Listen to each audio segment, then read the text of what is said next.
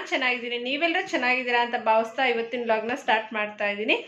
ಇವತ್ತಿನ ವ್ಲಾಗಲ್ಲಿ ನಾನು ಹಲಸಿನಕಾಯಿನ ಬಸ್ಸಾರು ಮಾಡ್ತಾ ಇದ್ದೀನಿ. ಹಲಸಿನಕಾಯಿ ಬಸ್ಸಾರು ಹಾಗೆ ಪಲ್ಯನ ಯಾವ ರೀತಿ ಮಾಡೋದು ಅಂತ ಈ ವಿಡಿಯೋದಲ್ಲಿ ನಿಮಗೆ ತೋರಿಸ್ತೀನಿ.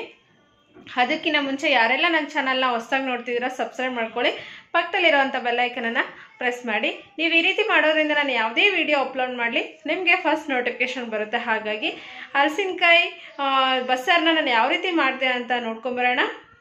ನಾನಿಲ್ಲಿ ಹಲಸಿನಕಾಯಿ ಬಸ್ಸಾರು ಮಾಡೋದಕ್ಕೆ ಅಲಸಂದಿ ಕಾಳು ಮತ್ತು ಹುರುಳಿಕಾಳನ್ನ ತೊಳೆದು ಈ ರೀತಿ ಇಟ್ಕೊಂಡಿದ್ದೀನಿ. ನೆನೆಸಿಲ್ಲ ನಾನು, ಹಾಗೆ ತೊಳೆದು ಇಟ್ಕೊಂಡಿದ್ದೀನಿ. ಹಲಸಿನಕಾಯಿ ಬಸ್ಸಾರಿಗೆ ಹಲಸಿನಕಾಯಿ ಮೇನ್ ಇಂಗ್ರೀಡಿಯೆಂಟ್ಸ್. ಈ ಹಲಸಿನಕಾಯಿನ ನಾನು ನೋಡಿ ಈ ರೀತಿ ಚಿಕ್ಕ ಪೀಸಸ್ ಆಗಿ ಕಟ್ ಮಾಡಿ ಇಟ್ಕೊಂಡಿದ್ದೀನಿ. ಈಗ ಒಂದು ಕುಕ್ಕರ್ನ ತೊಗೊಂಡ್ಬಿಟ್ಟು ಅದಕ್ಕೆ ನಾವು ಹಲಸಂದಿ ಕಾಳು ಮತ್ತು ಹುರುಳಿಕಾಳು ಮಿಕ್ಸ್ ಮಾಡಿ ತೊಳೆದಿರೋ ಅಂಥದ್ದನ್ನು ಹಾಕ್ಕೊಳ್ಳೋಣ. ಈಗ ಅದನ್ನು ಹಾಕಿಬಿಟ್ಟು 2ರಷ್ಟು ನೀರನ್ನು ನಾವು ಹಾಕಬೇಕು. ಅಂದರೆ ಕಾಳುಗಳನ್ನು ಎಷ್ಟು ತೊಗೊಂಡಿದ್ದೀವಿ ಅದರ 2ರಷ್ಟು ನೀರನ್ನು ನಾವಿಲ್ಲಿ ಹಾಕ್ತಾಯಿದ್ದೀನಿ. ನಾನಿಲ್ಲಿ ಒಂದು ಬೌಲ್ ತೊಗೊಂಡಿದ್ದೆ, ಆ ಬೌಲಲ್ಲಿ 2 ಬೌಲ್ ನೀರನ್ನು ನಾನು ಇಲ್ಲಿ ಆ್ಯಡ್ ಮಾಡ್ತಾಯಿದ್ದೀನಿ.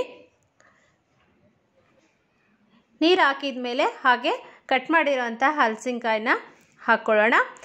ಹಾಕಿಬಿಟ್ಟು ನಾವು ಇವಾಗ ರುಚಿಗೆ ತಕ್ಕಷ್ಟು ಉಪ್ಪನ್ನು ಆ್ಯಡ್ ಮಾಡ್ಕೊಳ್ಳೋಣ. ನಾನಿಲ್ಲಿ 1 ಸ್ಪೂನಷ್ಟು ಉಪ್ಪನ್ನು ತಗೊಂಡಿದ್ದೀನಿ.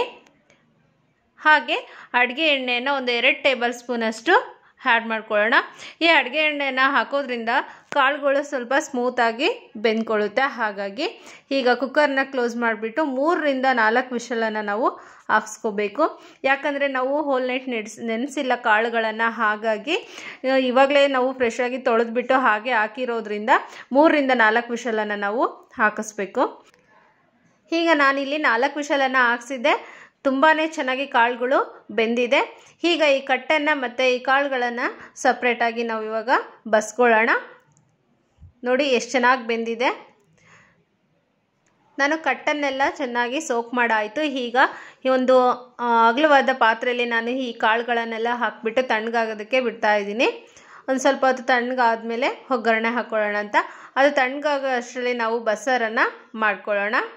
ಬಸ್ಸಾರು ಮಾಡೋದಕ್ಕೆ ಕಟ್ಟಿ ಈಗ ರೆಡಿ ಇದೆ. ಮಾಡೋದಕ್ಕೆ ಏನೇನೆಲ್ಲ ತಗೊಂಡಿದ್ದೀನಿ ಅಂದರೆ ಇಲ್ಲಿ ಒಂದು 7ರಿಂದ 8 ಬ್ಯಾಡಗಿ ಮೆಣಸಿನ್ಕಾಯಿನ ತಗೊಂಡಿದ್ದೀನಿ, ಬ್ಯಾಡಗಿ ಒಣ ಮೆಣಸಿನ್ಕಾಯಿನ. ಹಾಗೆ 1 ಬೌಲಷ್ಟು ತೆಂಗಿನಕಾಯಿ ತುರಿಯನ್ನು ಇಟ್ಕೊಂಡಿದ್ದೀನಿ. 10ರಿಂದ 12 ಬೆಳ್ಳುಳ್ಳಿ ಎಸಳು, ಹಾಗೆ ಒಂದು ಚಿಕ್ಕ ನಿಂಬೆಹಣ್ಣು ಗಾತ್ರದಷ್ಟು ಹುಣಸೆಹಣ್ಣು, ಕೊತ್ತಂಬರಿ ಸೊಪ್ಪು ಸ್ವಲ್ಪ, ಹಾಗೆ ಒಂದು ಮೀಡಿಯಮ್ ಸೈಜ್ ಈರುಳ್ಳಿ, ಮೀಡಿಯಮ್ ಸೈಜ್ ಒಂದು ಟೊಮೊಟೊವನ್ನು ಈ ರೀತಿ ದಪ್ಪ ದಪ್ಪವಾಗಿ ಕಟ್ ಮಾಡಿ ಇಟ್ಕೊಂಡಿದ್ದೀನಿ. ಹಾಗೆ ಒಗ್ಗರಣೆಗೆ ಜೀರಿಗೆ, ಸಾಸಿವೆ, 1 ಎಸಳು ಕರಿಬೇವು, ಅರ್ಧದಷ್ಟು ಈರುಳ್ಳಿ, ಹಾಗೆ 1 ಬ್ಯಾಡಗಿ ಮೆಣಸಿನ್ಕಾಯಿನ ಈ ರೀತಿ ಇಟ್ಕೊಂಡಿದ್ದೀವಿ. ಈಗ ಬಸ್ಸಾರನ್ನು ಮಾಡೋಣ. ಒಂದು ಪ್ಯಾನನ್ನು ತೊಗೊಂಡ್ಬಿಟ್ಟು ಸ್ವಲ್ಪ ಎಣ್ಣೆಯನ್ನು ಹಾಕಿಬಿಟ್ಟು ನಾವು ಇವಾಗ ಸ್ವಲ್ಪನೇ ಫ್ರೈ ಮಾಡ್ಕೊಳ್ಳೋಣ. ಹಸಿ ವಾಸನೆ ಹೋಗೋವರೆಗೂ ಸ್ವಲ್ಪ ಫ್ರೈ ಮಾಡಿ ಮಸಾಲೆಯನ್ನು ರೆಡಿ ಮಾಡ್ಕೊಳ್ಳೋಣ. ಹಾಗಾಗಿ ಈಗ ನಾನು ಬೆಳ್ಳುಳ್ಳಿಯನ್ನು ಹಾಕ್ತಾಯಿದ್ದೀನಿ. ಬೆಳ್ಳುಳ್ಳಿ, ಆಮೇಲೆ ಈರುಳ್ಳಿ, ಸ್ವಲ್ಪ ಹಸಿ ವಾಸನೆ ಹೋಗೋವರೆಗೂ ನಾವು ಫ್ರೈ ಮಾಡ್ಕೋಬೇಕು. ಈಗ ಕಟ್ ಮಾಡಿರುವಂಥ ಟೊಮೊಟೊ ಸ್ವಲ್ಪ ಫ್ರೈ ಮಾಡಿಬಿಟ್ಟು ಆನಂತರ ಹುಣಸೆಹಣ್ಣು, ನಾವೆಷ್ಟು ಒಂದು ಚಿಕ್ಕ ನಿಂಬೆಹಣ್ಣು ಗಾತ್ರದ ಹುಣಸೆಹಣ್ಣನ್ನು ತಗೊಂಡಿದ್ದೀವಿ, ಅದನ್ನು ಸಹ ಇದ್ರ ಜೊತೆಗೇ ಆ್ಯಡ್ ಮಾಡ್ಕೊಳ್ಳೋಣ. ಆನಂತರ ಒಣ ಮೆಣಸಿನ್ಕಾಯಿ, ಹಾಗೆ ತೆಂಗಿನಕಾಯಿ ತುರಿ, ಸ್ವಲ್ಪ ಕೊತ್ತಂಬರಿ ಸೊಪ್ಪು ಎಲ್ಲವನ್ನು ಸಹ ಈ ರೀತಿಯಾಗಿ ಸ್ವಲ್ಪನೇ ಫ್ರೈ ಮಾಡ್ಕೋಬೇಕು. ಇದಾದಮೇಲೆ ಇದನ್ನು ತಣ್ಣಗಾಗೋದಕ್ಕೆ ಸ್ವಲ್ಪ ಹೊತ್ತು ಬಿಡೋಣ. ಈ ಬ್ಯಾಡಗಿ ಮೆಣಸಿನ್ಕಾಯಿ ತಗೊಳ್ಳೋದ್ರಿಂದ ಬಸ್ಸಾರು ಸ್ವಲ್ಪ ಕಲರ್ಫುಲ್ಲಾಗಿ ಬರುತ್ತೆ ಅಂತ ಹೇಳಿಬಿಟ್ಟು ಬರೀ ಬ್ಯಾಡಗಿ ಮೆಣಸಿನ್ಕಾಯಿನೇ ನಾನು ತಗೊಂಡಿದ್ದೀನಿ. ನೀವು ಖಾರ ಬೇಕಂದರೆ ಆ್ಯಡ್ ಮಾಡ್ಕೋಬೋದು ಸ್ವಲ್ಪ ಹೆಚ್ಚಿದಾಗಿ. ಹಾಗೆ ಈಗ ಬೆಂದಿರೋವಂಥ ಕಾಳುಗಳನ್ನು ನಾನು ಒಂದು ಚಿಕ್ಕ ಬೌಲಷ್ಟು ತೊಗೊಂಡಿದ್ದೀನಿ. ಇವಾಗ ಮಿಕ್ಸಿ ಜಾರ್ಗೆ ಹಾಕ್ಕೊಳ್ಳೋಣ. ಈ ಕಾಳುಗಳನ್ನು ಸಹ ನಾನು ಒಂದು ಚಿಕ್ಕ ಬೌಲಷ್ಟು ಮಿಕ್ಸಿ ಜಾರ್ಗೆ ಹಾಕ್ಕೊಳ್ತಾ ಇದ್ದೀನಿ. ಈಗ ತಣ್ಣಗಾಗಿರೋ ಅಂಥ ಮಸಾಲೆನೆಲ್ಲ ಈಗ ಮಿಕ್ಸಿ ಜಾರ್ಗೆ ಆ್ಯಡ್ ಮಾಡ್ಕೊಳ್ಳೋಣ. ಈ ರೀತಿಯಾಗಿ ಎಲ್ಲನೂ ಹಾಕ್ಕೊಂಡ್ಮೇಲೆ ನಾವು ಇವಾಗ ಸ್ವಲ್ಪ ಮಿಕ್ಸಿನ ಮಾಡ್ಕೊಂಬರೋಣ. ಸ್ವಲ್ಪನೇ ನೀರನ್ನು ಇಲ್ಲಿ ನಾನು ಆ್ಯಡ್ ಮಾಡ್ತಾ ಇದ್ದೀನಿ. ನೋಡ್ಕೊಂಡು ಬೇಕಾದರೆ ಆ್ಯಡ್ ಮಾಡ್ಬೋದು. ನೋಡಿ, ನಾನು ಈ ರೀತಿಯಾಗಿ ಇವಾಗ ಮಿಕ್ಸಿ ಮಾಡ್ಕೊಬಂದಿದ್ದೀನಿ. ತುಂಬಾ ನುಣ್ಣಗೆ ಇರಬಾರ್ದು, ಹಾಗೆ ತುಂಬಾ ತರಿತರಿಯಾಗಿರಬಾರ್ದು. ಈ ರೀತಿ ಇರಬೇಕು. ಈ ರೀತಿ ಹದದಲ್ಲಿ ನಾವು ರುಬ್ಕೊಂಡಿದ್ದೀವಿ. ಈಗ ಬಸ್ಸಾರು ಮಾಡೋದಕ್ಕೆ ಒಗ್ಗರಣೆ ಮಾಡ್ಕೊಳ್ಳೋಣ. ಒಗ್ಗರಣೆಗೆ ಸ್ವಲ್ಪ ಎಣ್ಣೆ ಹಾಕ್ಬಿಟ್ಟು ಸಾಸಿವೆ, ಜೀರಿಗೆ, ಹಾಗೆ ಒಣಮೆಣಸಿನ್ಕಾಯಿ, ಹಾಗೆ ಕರಿಬೇವು ಇದನ್ನೆಲ್ಲ ಹಾಕಿಬಿಟ್ಟು ಒಗ್ಗರಣೆ, ಹಾಗೆ ಒಂದು ಅರ್ಧದಷ್ಟು ನಾನಿಲ್ಲಿ ಈರುಳ್ಳಿ ತೊಗೊಂಡಿದ್ದೀನಿ. ನೀವು ಬೇಕಂದರೆ ಸ್ವಲ್ಪ ಜಾಸ್ತಿನೇ ಆ್ಯಡ್ ಮಾಡ್ಕೋಬೋದು. ಇದು ಸ್ವಲ್ಪ ಫ್ರೈ ಮಾಡ್ಕೊಳ್ಳೋಣ. ಫ್ರೈ ಈ ರೀತಿ ಆದಮೇಲೆ ನಾವು ಸ್ವಲ್ಪ ಕಟ್ಟನ್ನು ತೊಗೊಂಡಿದ್ದೀವಲ್ಲ ಅದನ್ನು ಇವಾಗ ಆ್ಯಡ್ ಮಾಡ್ಕೊಳ್ಳೋಣ. ಈ ಕಟ್ಟನ್ನು ಹಾಕಿಬಿಟ್ಟು ರುಬ್ಬಿರೋ ಅಂಥ ಮಸಾಲೆನ ಇವಾಗ ಹಾಕ್ಕೊಳ್ಳೋಣ. ಸ್ಟವ್ ನಾವು ಯಾವಾಗಲೂ ಮೀಡಿಯಮ್ ಫ್ಲೇಮಲ್ಲಿ ಇಟ್ಕೊಂಡ್ರೆ ಚೆನ್ನಾಗಿ ಕುದಿಯುತ್ತೆ. ಹಾಗಾಗಿ ನಾನಿಲ್ಲಿ ಮೀಡಿಯಮ್ ಫ್ಲೇಮಲ್ಲಿ ಇಟ್ಕೊಂಡಿದ್ದೀನಿ. ಈಗ ಮಸಾಲೆನೆಲ್ಲ ಆ್ಯಡ್ ಮಾಡಿಬಿಟ್ಟು ಈಗ ಚೆನ್ನಾಗಿ ಕಲಿಸ್ಕೊಳ್ಳೋಣ. ಈ ರೀತಿಯ ಹಲವಾರು ರೆಸಿಪಿ ವಿಡಿಯೋಸ್ಗಳನ್ನು ನಾನು ಆಲ್ರೆಡಿ ಅಪ್ಲೋಡ್ ಮಾಡಿದ್ದೀನಿ. ಮೇಲ್ಗಡೆ ಐಕಾರ್ಡು ಮತ್ತು ಕೆಳಗಡೆ ಡಿಸ್ಕ್ರಿಪ್ಷನ್ ಬಾಕ್ಸ್ನ ಚೆಕ್ ಮಾಡೋದನ್ನ ಮರಿಬೇಡಿ. ಬಸ್ಸಾರು ಎಷ್ಟು ಕಲರ್ಫುಲ್ಲಾಗಿ ಕಾಣಿಸ್ತಾ ಇದೆ ಅಂತ ಹೇಳ್ಬಿಟ್ಟು ಈಗ ಇದನ್ನು ಸ್ವಲ್ಪ ಹೊತ್ತು ಕುದಿಯೋದಕ್ಕೆ ಮುಚ್ಚೋಣ. ಹಾಗೆ ಸ್ವಲ್ಪ ರುಚಿಗೆ ತಕ್ಕಷ್ಟು ಉಪ್ಪು, ನಾವು ಯಾಕಂದರೆ ಕಾಳು ಬೇಯಿಸಬೇಕಾದ್ರೂ ಸ್ವಲ್ಪ ಉಪ್ಪು ಹಾಕಿರ್ತೀವಿ. ನೋಡಿಕೊಂಡು ರುಚಿಗೆ ಎಷ್ಟು ಬೇಕೋ ಅಷ್ಟು ಉಪ್ಪನ್ನು ಹಾಕ್ಕೊಂಡು ಈ ರೀತಿ ಕ್ಲೋಸ್ ಮಾಡಿ 5ರಿಂದ 8 ನಿಮಿಷ ಕುದಿಸಿದ್ರೆ ಸಾಕು. ಬಸ್ಸಾರು ರೆಡಿ ಆಯಿತು. ಈಗ ಬಸ್ಸಾರಿಗೆ ಕಾಂಬಿನೇಷನ್ ಆಗಿ ಮುದ್ದೆ ಮತ್ತು ಪಲ್ಯ ಮಾಡೋದು ಬಾಕಿ ಇದೆ. ನಾನಿವಾಗ ಪಲ್ಯ ಹೇಗೆ ಮಾಡೋದು ಅಂತ ತೋರಿಸ್ತಾ ಇದ್ದೀನಿ. ಹಾಗಾಗಿ ಬೆಂದಿರೋ ಅಂಥ ಕಾಳುಗಳೆಲ್ಲ ಇವಾಗ ತಣ್ಣಗಾಗಿದೆ. ಇವಾಗ ಅದಕ್ಕೆ ಸಹ ನಾವು ಒಗ್ಗರಣೆ ಮಾಡ್ಕೊಳ್ಳೋಣ.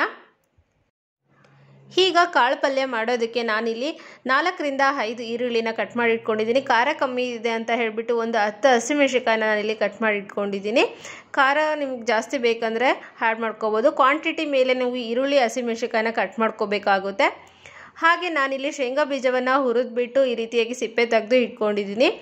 ಇದನ್ನು ನಾವು ಪೌಡರ್ ಮಾಡಿ ಪಲ್ಯಕ್ಕೆ ಹಾಕೋದ್ರಿಂದ ಒಳ್ಳೆ ಟೇಸ್ಟ್ ಕೊಡುತ್ತೆ. ಹಾಗಾಗಿ ನಾನು ಇವಾಗ ಇದನ್ನು ಮಿಕ್ಸಿ ಜಾರ್ಗೆ ಹಾಕ್ಕೊಳ್ತಾ ಇದ್ದೀನಿ. ನೋಡಿ, ಈ ರೀತಿಯಾಗಿ ನಾವು ಮಿಕ್ಸಿ ಮಾಡ್ಕೊಬಂದಿದ್ದೀವಿ. ಈಗ ಸ್ವಲ್ಪ ತರಿತರಿಯಾಗಿ ಇದೆ, ತುಂಬಾ ನುಣ್ಣಗೆ ರುಬ್ಕೋಬಾರ್ದು.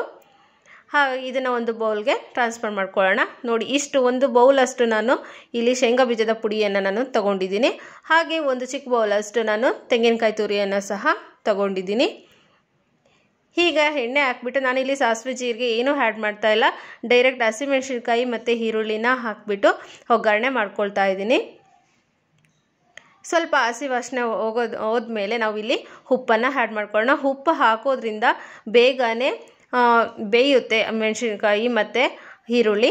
ಹಾಗಾಗಿ ಉಪ್ಪನ್ನು ಹಾಕಿಬಿಟ್ಟು ಸ್ವಲ್ಪ ಕಲಿಸ್ಬಿಟ್ಟು ಈಗ ತೆಂಗಿನಕಾಯಿ ತುರಿ ಚೆನ್ನಾಗಿ ಮಿಕ್ಸ್ ಮಾಡ್ಕೊಳ್ಳೋಣ. ಈಗ ಬೆಂದಿರೋ ಅಂಥ ಕಾಳುಗಳನ್ನು ಈ ಒಗ್ಗರಣೆಗೆ ಹಾಕಿಬಿಟ್ಟು ಒಳ್ಳೆ ಮಿಕ್ಸ್ ಮಾಡಿಬಿಟ್ರೆ ಪಲ್ಯ ರೆಡಿ ಆಯಿತು. ಇಷ್ಟೇ. ರುಚಿಗೆ ತಕ್ಕಷ್ಟು ಉಪ್ಪನ್ನು ನೋಡಿಬಿಟ್ಟು ಮತ್ತೆ ಆ್ಯಡ್ ಮಾಡ್ಕೋಬೋದು ಇವಾಗ. ಯಾಕಂದರೆ ನಾವು ಕಾಳುಗಳು ಬೇಯಿಸಬೇಕಾದ್ರೂ ಸಹ ಉಪ್ಪು ಹಾಕ್ಕೊಂಡಿದ್ದೀವಿ. ಹಾಗಾಗಿ ಮತ್ತು ಒಗ್ಗರಣೆ ಟೈಮಲ್ಲಿ ಸ್ವಲ್ಪ ಉಪ್ಪನ್ನು ಹಾಕ್ಕೊಂಡಿರ್ತೀವಿ. ಹಾಗಾಗಿ ನೋಡಿಬಿಟ್ಟು ಉಪ್ಪನ್ನು ಹಾಕ್ಕೋಬೇಕು. ಈಗ ನಾನು ಶೇಂಗಾ ಪುಡಿಯನ್ನು ಹಾಕ್ಕೊಳ್ತಾ ಇದ್ದೀನಿ. ಈ ರೀತಿ ಶೇಂಗಾ ಪುಡಿ ಹಾಕಿಬಿಟ್ಟು ಚೆನ್ನಾಗಿ ಮಿಕ್ಸ್ ಮಾಡ್ಕೊಳ್ಳೋಣ. ನೋಡಿ, ಹಲಸಿನಕಾಯಿ ಪಲ್ಯ ರೆಡಿ ಆಯಿತು. ತುಂಬಾ ಟೇಸ್ಟಿಯಾಗಿ ಆಗಿತ್ತು ಪಲ್ಯ. ಈ ರೆಸಿಪಿನ ನೀವು ಶಾರ್ಟ್ ವಿಡಿಯೋದಲ್ಲೂ ಸಹ ನೋಡ್ಬೋದು.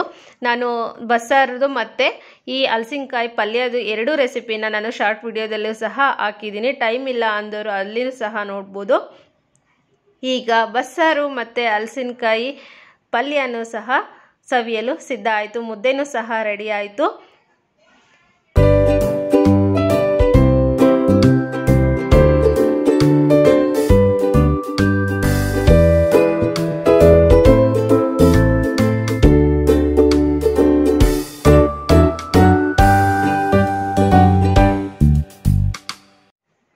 ಹಲಸಿನಕಾಯಿ ಬಸ್ಸಾರು ಮತ್ತು ಪಲ್ಯ ಮುದ್ದೆ ಜೊತೆಗೆ ತುಂಬಾ ಚೆನ್ನಾಗಿತ್ತು, ತುಂಬಾ ಟೇಸ್ಟಿಯಾಗಿ ಆಗಿತ್ತು. ನೀವು ಒಮ್ಮೆ ಈ ರೀತಿ ಮಾಡಿ ಕಮೆಂಟ್ ಬಾಕ್ಸಲ್ಲಿ ತಿಳಿಸಿ ಹೇಗಾಗಿತ್ತು ಅಂತ ಹೇಳಿಬಿಟ್ಟು. ಅನ್ನಕ್ಕೂ ಸಹ ತುಂಬಾ ಚೆನ್ನಾಗಿತ್ತು ಬಸ್ಸಾರಂತೂ. ನೋಡಿದ್ರಲ್ವಾ ಫ್ರೆಂಡ್ಸ್, ನಾನು ಯಾವ ರೀತಿ ಹಲಸಿನಕಾಯಿ ಬಸ್ಸಾರು ಮಾಡಿದೆ ಅಂತ ಹೇಳಿಬಿಟ್ಟು. ತುಂಬ ಟೇಸ್ಟಿಯಾಗಿ ಆಗಿತ್ತು. ನೀವು ಈ ರೀತಿ ಮಾಡಿ ಹೇಗೆ ಬಂತು ಅನ್ನೋದನ್ನು ಕಮೆಂಟ್ ಬಾಕ್ಸಲ್ಲಿ ತಿಳಿಸಿ. ಈ ವಿಡಿಯೋ ನಿಮಗೆ ಇಷ್ಟ ಆದರೆ ಲೈಕ್ ಮಾಡಿ, ಶೇರ್ ಮಾಡಿ ಮತ್ತು ಕಮೆಂಟ್ ಮಾಡಿ. Thank you for watching and bye.